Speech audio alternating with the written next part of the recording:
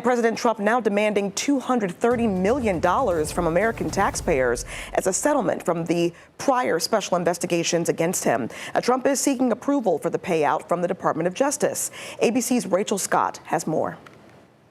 This morning, sources tell ABC News that President Trump is pushing for a personal $230 million payout from the Justice Department as compensation for the federal investigations he's faced. Well, I guess they probably owe me a lot of money for that. Probably, yeah, that's true. That money would ultimately come from American taxpayers. The president now in charge of the department that investigated him for allegations of Russian meddling in the 2016 election and mishandling of classified documents in 2022, storing them in a ballroom, storage room, and even a bathroom.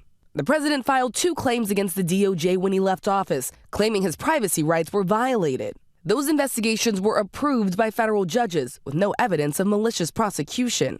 If the settlement goes through, the president would personally collect nearly $250 million from American taxpayers, an unprecedented personal compensation for the nation's commander-in-chief from the very people who helped elect him into office. It's interesting because I'm the one that makes a decision, right? And, that decision would have to go across my desk. And it's awfully strange to make a decision where I'm paying myself. In other words, did you ever have one of those cases where you have to decide how much you're paying yourself in damages? But I was damaged very greatly, and any money that I would get, I would give to charity. The Justice Department officials who would likely sign off on the payment were once President Trump's own personal lawyers, Attorney General Pam Bondi and her deputy Todd Blanche. All of it raising new ethics concerns. One ethics professor telling the New York Times the ethical conflict is just so basic and fundamental, you don't need a law professor to explain it.